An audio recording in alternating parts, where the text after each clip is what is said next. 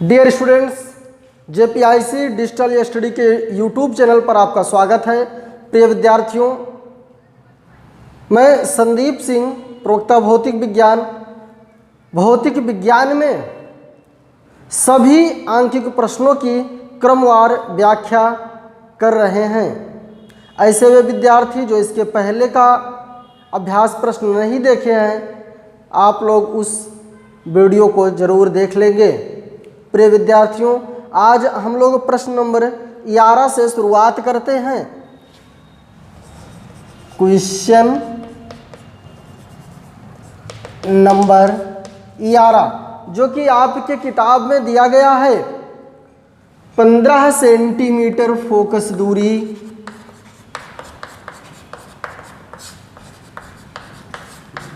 15 centimetre focus दूरी का कोई अवतल लेंस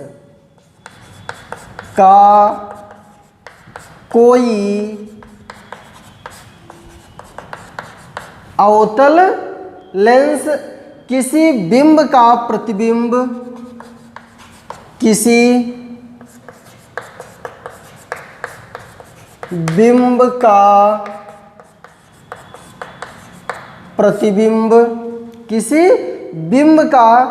प्रतिबिंब लेंस से 10 सेंटीमीटर की दूरी पर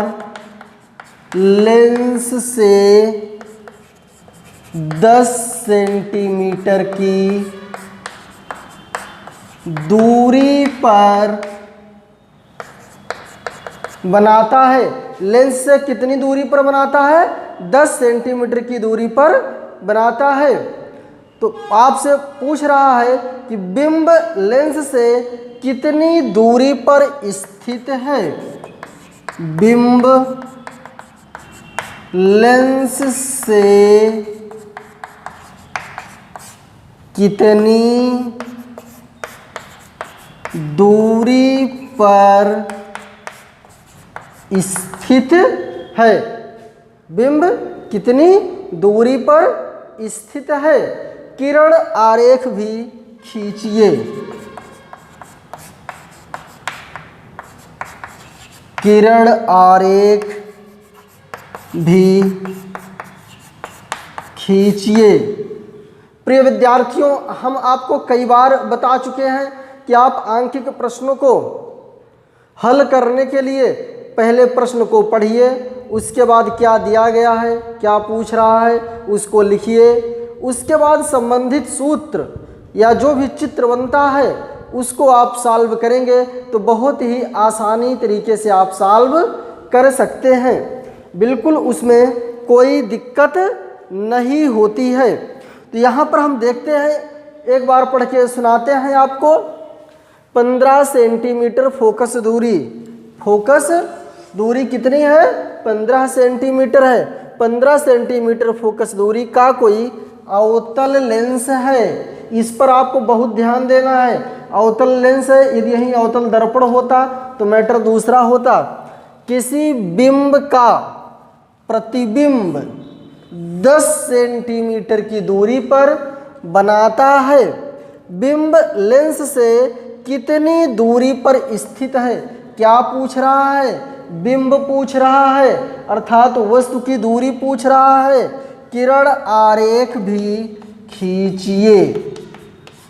प्रिय विद्यार्थियों, यहाँ पर एक बहुत ही सोचने वाली बात है और समझने वाली बात है। देखिए, यहाँ पर प्रायः विद्यार्थी सोचते हैं किसी बिंब का प्रतिबिंब लेंस से 10 सेंटीमीटर की दूरी पर बनाता है। आप सोचते हैं यू दिया है, जबकि स्पष्ट कह रहा है किसी बिंब का प्रतिबिंब लेंस से 10 सेंटीमीटर की दूरी पर बनाता है, अर्थात ये v दिया है, अर्थात ये प्रतिबिंब की दूरी दिया गया है। बिंब माने वस्तु होता है, कई बार चर्चा कर चुके हैं। f का मान अवतल लेंस है, अवतल लेंस के लिए माइनस होता है। आप इसको याद रखिए, फोकस दूरी अवतल लेंस के लिए माइनस होती है और उत्तल लेंस के लिए प्लस होती है। और जो v का मान दिया है वो क्या दिया है? 10 सेंटीमीटर। आपसे पूछ क्या रहा है? u। और किरण आरेख भी ज्ञात करना है। किरण आरेख भी ज्ञात करना है। यहाँ पर v का मान कैसे पॉजिटिव हो गया इस पर हम चर्चा करेंगे। आपको इसके पहले आइए पहले हम रफली एक चित्र आपको बना के दिखाते हैं, तत्पश्चात फिर आप किरण आरेख हमको बनाना भी है। इसमें प्रश्न में आपको पहले ही एक किरण आरेख बना के दिखाते हैं। इसके पहले भी हम अवतल लेंस के द्वारा प्रतिबिंब का बनने की सभी स्थितियों का हम वर्णन कर चुके हैं। मान लीजिए AF है, ये 2F है, AF डैश है, ये 2F डैश है। मान लिया कि जो प्रतिबिंब है, प्रतिबिंब यहाँ कहीं बन रहा है, सॉरी जो वस्तु है यहाँ कहीं है। तो जब वस्तु यहाँ रहेगा तो जो किरण मुख्य अक्ष के समांतर जाएगी आप जानते हैं, वह इस प्रकार से स्कैटर होकर निकल जाती है। इसको क्या करते हैं, पीछे की ओर बढ़ाते हैं, पीछे की ओर बढ़ाते हैं। और दूसरी वह किरण जो ऑप्टिकल सेंटर से सीधी चली जाती है, यहाँ कटान बिंदु हो जाता है, यहाँ पर क्या बना देती है, प्रतिबिंब बना देता है। ये O हो गया और ये I हो गया, यही तो V है।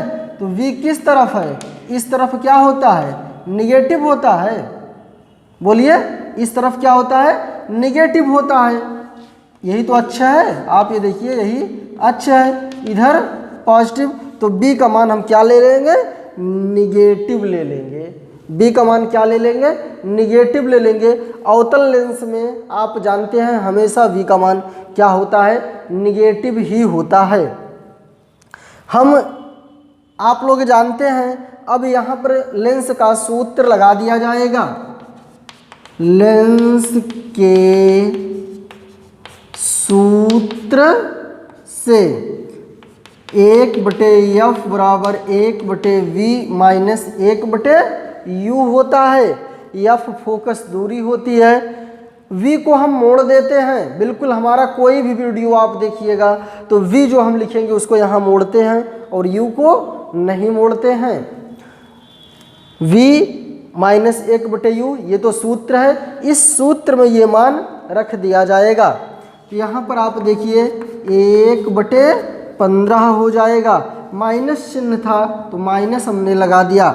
और v का मान माइनस 1/10 माइनस 1/u। यहाँ तक स्पष्ट हुआ होगा।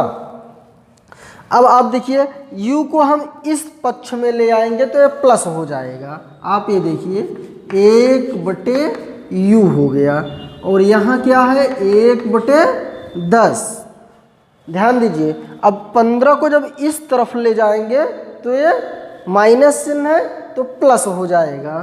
तो यहाँ प्लस 1/15 हो जाएगा, प्लस 1/15 हो जाएगा। यह स्पष्ट हुआ।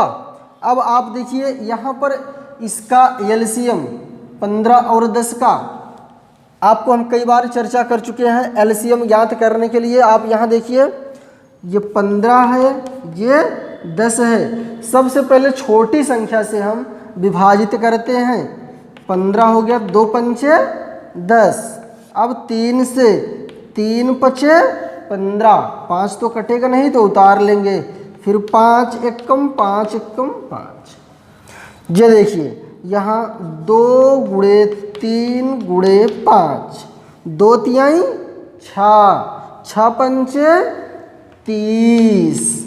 एलसीएम क्या हो गया इसका, 30 एलसीएम हो गया। एलसीएम कितना हो गया इसका, 30 एलसीएम हो गया। अब हम 10 का पहाड़ा पढ़ेंगे 30 में। 10 तिहाई 30, 3 एकम 3, पॉजिटिव का चिन्ह लगाएंगे। 15 छक्का 15 दूनी 30, 2 एकम 2। आप ये देखिए माइनस संख्या -3 बड़ी है और -2 छोटा है। सदैव हम बड़ी संख्या के सामने का चिन्ह लेते हैं। -1/30 हो जाएगा। अब u को भी पलट देंगे, इसको भी पलट देंगे तो u/1 30/1 u बराबर -30 सेंटीमीटर आ गया। u का मान क्या आ गया? -30 सेंटीमीटर हो गया। अब आप देखिए, अब इसका किरण आरेख खींचना है, प्रश्न में कहा गया था। तो इसका किरण आरेख खींचने के लिए आप ये देखिए,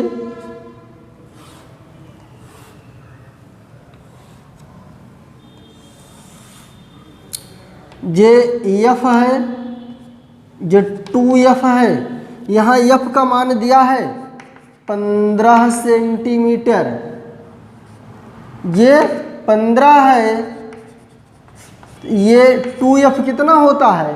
30 होता है। 2f कितना होगा? 30 होगा। और u का मान क्या रहेगा? यहाँ पर 30 ही रहेगा। u का मान क्या रहेगा? 30 रहेगा, 30 रहेगा। तो आप देखिए यहाँ पर 2f पर प्रतिबिंब हो गया। जब 2f पर प्रतिबिंब हो गया तो जो पहली किरण आती है वो मुख्य अक्ष के समांतर आती है, वो फोकस बिंदु से या तो जाती है और या तो जाती हुई प्रतीत होती है। आप ये देखिए, ये फोकस बिंदु से जाती हुई प्रतीत हो रही है। यहाँ पर अभी प्रतिबिंब नहीं बना। प्रतिबिंब कब बनता है? जब दो किरण आरेख का कटान बिंदु मिलता है। आप ये देखिए, दूसरी हम दूसरे रंग से बना दे रहे हैं। देखिए थोड़ा गड़बड़ हो गया, इसको हमको O से ले जाना है। ये देखिए, इससे जब जाती है O से या C से, तो यह किरण बिल्कुल सीधे चली जाती है। यहाँ पर कटान बिंदु मिला। आप ये देखिए, यही क्या बन गया? इमेज बन गया। क्या बन गया? इमेज बन गया। ये आप देख रहे हैं इमेज है, और इमेज की दूरी कितनी है? v का मान कितना दिया गया है? 10 सेंटीमीटर। आप देखिए 15 से कम ही तो है। आप ये देखिए, ये 10 सेंटीमीटर, और ये किस दिशा में है? निगेटिव दिशा में है। तो निगेटिव दिशा में तो है, u भी निगेटिव है, v भी निगेटिव है, सब कुछ स्पष्ट है। देख रहे हैं यहाँ पर प्रतिबिंब का बहुत छोटा बन रहा है, प्रतिबिंब बहुत छोटा बन रहा है। आइए इसकी साइज भी कैलकुलेट कर लेते हैं। हालांकि प्रश्न में दिया नहीं गया है, प्रश्न में दिया नहीं गया है, और यदि दिया गया होता तो हम कर सकते हैं, आपको हम बता दे रहे हैं। m बराबर b/u, ये क्या होता है? ये तो आवर्धन का सूत्र होता है। ये क्या होता है? ये तो आवर्धन का सूत्र होता है। तो m बराबर v का मान कितना है? -10। u का मान कितना है? -30। माइनस से माइनस कैंसिल, 0 से 0 कैंसिल, 1/3। इसको भाग देंगे, 3 तिहाई 9.33 सेंटीमीटर लगभग, मतलब गुना 0.33 गुना बनेगा। और यहाँ पर यम का मान आप देख रहे हैं कि 1/3 आ रहा है। यम का मान क्या आ रहा है? 1/3, अर्थात तो देख रही छोटा भी तो बन रहा है। और पॉजिटिव चिन्ह ये दर्शाता है कि क्या बनेगा? आभासी बनेगा। पॉजिटिव चिन्ह क्या दर्शाता है? आभासी बनेगा। पॉजिटिव का मतलब ये भी होता है, अगर यम का मान पॉजिटिव है तो वहाँ से आप ये भी समझ जाएंगे कि जो प्रतिबिंब है या जो वस्तु है, जो भी दिया रहेगा वो क्या रहेगा? सीधा रहेगा। प्रतिबिंब क्या रहेगा? सीधा रहेगा। हालांकि वस्तु तो सदैव सीधा होता है। तो अगर यम का मान पॉजिटिव है तो प्रतिबिंब सीधा होगा और आभासी होगा, और यम का मान ऋणात्मक है तो प्रतिबिंब वास्तविक होगा और उल्टा होगा। हम उम्मीद करते हैं कि यह प्रश्न बेहद सरल प्रश्न था और आपकी समझ में बिल्कुल पूर्ण रूप से आया होगा। हम उम्मीद करते हैं कि इस प्रकार से आप लोग और भी प्रश्नों को हल करने का प्रयास करेंगे। धन्यवाद।